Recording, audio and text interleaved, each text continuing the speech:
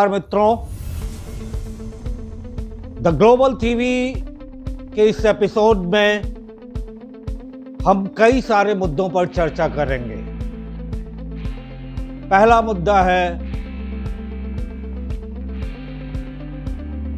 और जो कहीं घरेलू समाचारों के बीच में दब गया है वो है पंडोरा पेपर्स, जिसने ये दावा किया है, जिस संस्था ने पैंडोरा पेपर्स बनाए हैं उसने ये दावा किया है, international consortium for investigative journalist, उसने दावा किया है कि 600 से ज़्यादा पत्रकार लगातार 3 साल तक इस पर काम करते रहे और उन्होंने कई सारे ऐसे लोगों के बारे में, नामचीन लोगों के बारे में छानबीन की है जिनकी इल्लीगल प्रॉपर्टीज हैं, क्रिमिनल केसेस कई सारे हैं जिनके बारे में छानबीन की है, अलग अलग तरह के। देखिए, इसमें समझने वाली बात ये है, एक तो वो इंडिविजुअल्स हैं, नामचीन लोग हैं जिनमें तमाम सारे नाम शुमार हैं और मैं जिनका नाम नहीं लूँगा, जिन्होंने इल्लीगल तरीके से संपत्तियां जमा कर रखी हैं। दूसरी तरफ तमाम तरह के क्रिमिनल केसेज हैं, जैसे इसमें स्मगलिंग का मामला है, ड्रग्स का मामला है, मूर्तियों की चोरी का मामला है, आर्टिफैक्ट्स की चोरी का मामला है, एंटीक्स की चोरी का मामला है। और इसमें कई सारे ऐसे हैं जो मेरे खुद के लिंक्डइन अकाउंट पर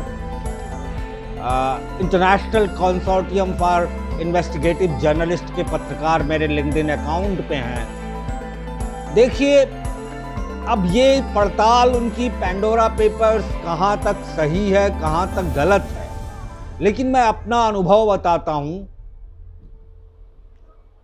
कुछ हफ्ते पहले मुझे foreign correspondents club of South Asia, जिसका मैं सदस्य भी हूँ पिछले 7-8 सालों से, उनकी तरफ से एक इनविटेशन आया और वो उनका इनविटेशन नहीं था, किसी थर्ड पार्टी का था, जो OCCRP नाम से एक संस्था है कि वो 1 महीने का इन्वेस्टिगेटिव जर्नलिज्म का कोर्स कराना चाहती है और आपका सिलेक्शन हुआ है, अपने नाम भेजिए और उसके बाद आपका सिलेक्शन अगर होगा तो आपको बताया जाएगा। मैंने अपना नाम और प्रोफाइल भेजी और फिर कुछ हफ्ते बाद मुझे ईमेल आया कि आपका इस कोर्स के लिए सिलेक्शन हो गया है। पहली क्लास मैंने करी, उसमें कुछ जर्नलिस्ट ऐसे थे जो इंस्ट्रक्टर थे, जो पैंडोरा पेपर्स पे भी काम कर चुके हैं। उसमें एक थे, महाशय हैं उमर चीमा, भारतीय उपमहाद्वीप में इनका नाम सुना हुआ सा है। वो पाकिस्तान के जर्नलिस्ट हैं और वो शायद स्विट्जरलैंड में रहते हैं। तो मैंने एक अर्बन क्राइम के बारे में उन्हें एक स्टोरी भेजी क्वेश्चन आंसर सेशन में। तो अगली बार मुझे उन्होंने कहा कि देखिए, हम कई लोगों को मना कर रहे हैं क्योंकि हमारे पास नाम ज़्यादा आ गए। तो क्या उन्होंने ये नहीं सोचा था कि अगर नाम आप सेलेक्ट कर रहे हैं और सिलेक्शन के बाद आप बता रहे हैं कि आप नाम हटा रहे हैं? मेरा पहला संदेह उमर चीमा पर गया। वो एक तो पाकिस्तानी हैं और जिस तरह के नाम उन्होंने भारत से उठाए हैं, उस संस्था ने जो पैंडोरा पेपर्स पे काम करने का दावा करती है, वो जाहिर सी बात है, मुझे ये लगता है कि उसमें और भी ऐसे वामपंथी विचारधारा के पत्रकार हैं पैंडोरा पेपर्स के इन्वेस्टिगेशन में, लेफ्ट टेंडेंसी के, लेफ्ट लीनियंट जो होते हैं, लेफ्ट की तरफ झुके हुए, लेफ्ट विचारधारा की तरफ, वामपंथी विचारधारा की तरफ झुके हुए लोग, और ऐसे लोग जो भारत के विरुद्ध दुर्भावना रखते हैं, ऐसे पत्रकार उसमें 70-75 पत्रकार वो हैं जिस संस्था ने मुझे ट्रेनिंग के लिए सिलेक्शन किया था, उस संस्था के 75 पत्रकार भी शामिल हैं पेंडोरा पेपर्स की इन्वेस्टिगेशन में 600 में से। तो मुझे ये पेंडोरा पेपर्स के इन्वेस्टिगेशन में क्या सच्चाई है, क्या गलत है, इस पे बहुत संदेह है, पहली बात। दूसरी बात, ये जो किसानों का आंदोलन चल रहा है, देखिए 23 सालों से मैं भी जर्नलिज्म में हूँ और मैंने बहुत छोटे शहर से पत्रकारिता शुरू करी थी, अयोध्या।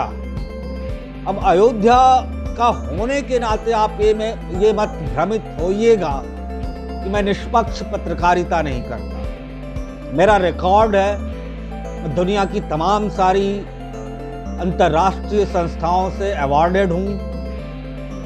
ऐसी संस्थाओं में मैं एडवाइजरी बोर्ड शेयर करता हूं जहां नोबेल प्राइज विनर्स बैठते हैं। मैं बुश सेंटर से जुड़ा हूं, मुझे अंतर्राष्ट्रीय शांति पुरस्कार मिला हुआ है। मेरे पास तकरीबन 220 सर्टिफिकेट हैं, अवार्ड्स हैं, ऑनर्स हैं। नासा से सर्टिफाइड साइंटिस्ट हूं मैं। तो जब मैं बात कुछ कहता हूं तो उसमें कुछ वजन होता है। तो ये जो किसानों का आंदोलन चल रहा है, इसमें मुझे एक सीरीज, एक श्रृंखला दिखाई देती है। आपको अगर याद होगा तो ट्यूनीशिया में आज से 10 सालों पहले एक छोटी सी घटना हुई थी जिसमें एक पुलिस वाले ने एक रेहड़ी वाले को मार दिया था थप्पड़, और वहां से वो चिंगारी बढ़ते बढ़ते ट्यूनीशिया से लेबनान, लेबनान से इजिप्ट, इजिप्ट से सूडान, सूडान से क्या कहते हैं वो लीबिया, और फिर इराक, ईरान, सीरिया, अफगानिस्तान, और न जाने कहाँ होते होते हिंदुस्तान में भी उसकी चिंगारी दिखी थी। उस वक्त खैर कांग्रेस की सरकार थी, जिसको हमने नाम दिया था अरब स्प्रिंग का। हिंदुस्तान में हुई गतिविधियां उससे जुड़ी हुई थी कि नहीं, ये मैं नहीं कह सकता, लेकिन उस दौरान भी बहुत सारे प्रोटेस्ट हुए थे जब 2G स्पेक्ट्रम का घोटाला हुआ था, और तमाम सारे ऐसे वाक़े हुए थे जब तमाम सारे प्रदर्शन हुए थे अन्ना हजारे के, और तमाम सारे लोग उसमें शामिल हुए थे। तो ये जो ट्यूनीशिया से शुरू हुई जो चिंगारी थी, जिसको हमने अरब स्प्रिंग कहा था, उसमें सोशल मीडिया ने बहुत बड़ी भूमिका अदा की थी, और बगैर किसी अंतर्राष्ट्रीय समर्थन के ऐसे आंदोलन होते नहीं हैं। ये जो किसानों का प्रोटेस्ट चल रहा है, इतनी बड़ी बात तूल देने वाली ये है नहीं, क्योंकि किसानों के आंदोलन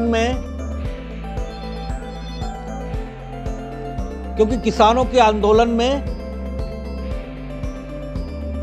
जो बिल है वो ऐसा नहीं है जो हर तरफ से नुकसानदायक हो।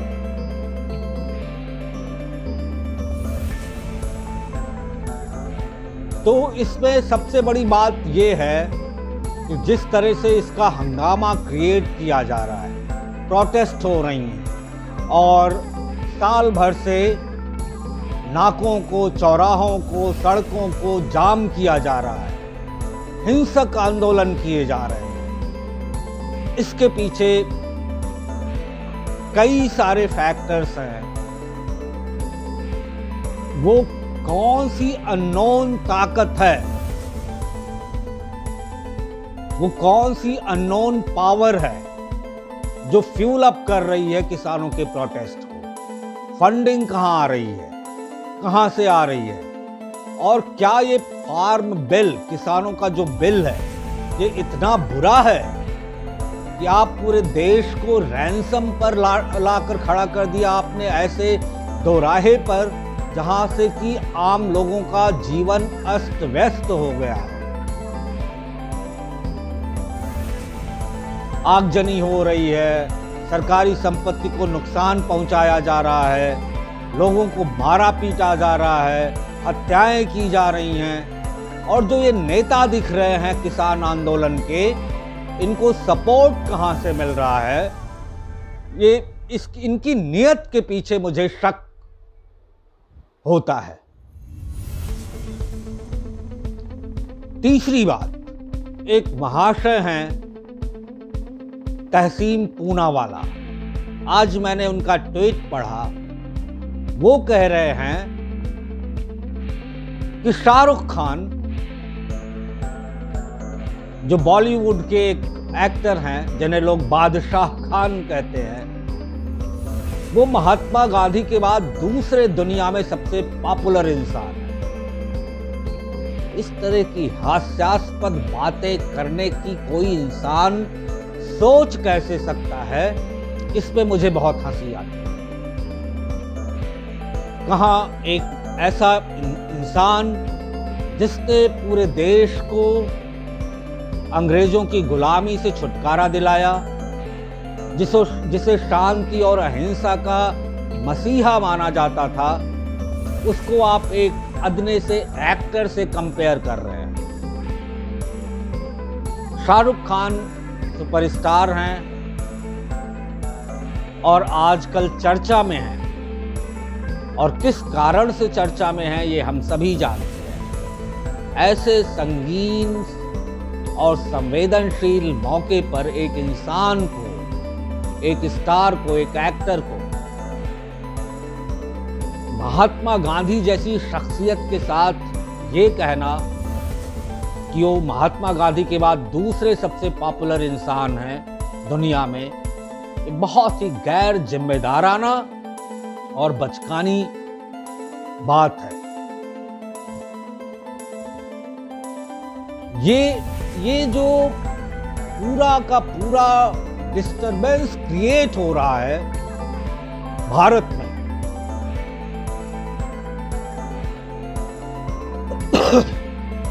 एक तो ये आप समझिए कि आज आदरणीय प्रधानमंत्री नरेंद्र मोदी दुनिया में उन लीडरान में शुमार हो गए हैं जिनके लिए कुछ ऐसा नहीं बचता जो उन्होंने ना किया हो, जो उन्होंने ना हासिल किया हो। वो 20 सालों से देश की शीर्ष राजनीति में है। 13 सालों तक गुजरात जैसे प्रदेश को श्रेष्ठता पर ले जाना, और फिर पिछले 7 सालों से देश के प्रधानमंत्री के बतौर पूरी दुनिया में भारत को एक ऐसा मुकाम दिलाना, यहां तक कि जब सबसे ज्यादा मुश्किल का दौर था कोविड-19 का, तो उन्होंने देश को हौसला दिया, वैक्सीन दी। दुनिया में 225 देश अगर हैं तो ये वैक्सीन भी सिर्फ 6-7 देशों ने ही बना पाई है, और भारत उसमें शामिल है। ना सिर्फ बनाई है बल्कि दुनिया भर में उसने वैक्सीन मैत्री प्रोग्राम के तहत इसको भेजा भी है। आप एक अच्छे व्यक्तित्व को सूली पर चढ़ाना चाहते हैं, आंदोलन करके कहते हैं जब आप अपनी पॉपुलैरिटी के पराकाष्ठा पर होते हैं तो लोग आपकी आलोचना शुरू कर देते हैं, क्योंकि उनके पास कुछ बचता नहीं अच्छाई बताने के सिवा। ऐसे में आपको सिर्फ एक रास्ता दिखता है कि टांग खिंचाई कैसे की जाए। जो इंसान शीर्ष पर पहुंच गया है उसको टांग खींच कर नीचे कैसे लाया जाए। ये रास्ता आसान होता है उन लोगों के लिए जिनके पास कुछ करने के लिए होता है। तो यही काम इस समय देश में हो रहा है। जब आपके पास कुछ नहीं बचा है आलोचना करने के लिए, कमी निकालने के लिए, तो आप एक ऐसे मुद्दे पर अकारण ही हंगामा क्रिएट करते हैं और देश की शांति को भंग करना चाहते हैं। ऐसे में देश के नेतृत्व को और उसमें बैठे डिसीजन मेकर्स को जो उचित लगता है वो करता है। देखिए, हम एक मुश्किल दौर से निकले हैं और हमें अभी इस नेतृत्व की जरूरत है। ये आप मानिए या ना मानिए, आप कितना भी किसी का समर्थन कर लीजिए, विरोध कर लीजिए, लेकिन यकीनी तौर पर आज इस देश को नरेंद्र मोदी के नेतृत्व की जरूरत है और तभी कुछ हो सकता है। आज के इस एपिसोड में बस मैं यही कहना चाहता था, क्योंकि काफी दिनों से ये सब मैं देख रहा हूं, सुन रहा हूं और आपसे शेयर करना चाहता था दिल की बातें, इसलिए मैं हाजिर हुआ। अगले एपिसोड में मैं फिर हाजिर होऊंगा किसी नए मुद्दे के साथ। तब तक देखते रहिए द ग्लोबल टीवी, आपका अपना यूट्यूब चैनल। लाइक करते रहिए, सब्सक्राइब करते रहिए और साथ ही साथ अपने सुझाव कमेंट बॉक्स में लिखते रहिए। आपका इंतजार रहेगा, आपके सुझावों का, आपकी प्रतिक्रिया का। तब तक दीजिए हमें विदा, अगले एपिसोड में फिर हाजिर। नमस्कार, जय हिंद, धन्यवाद।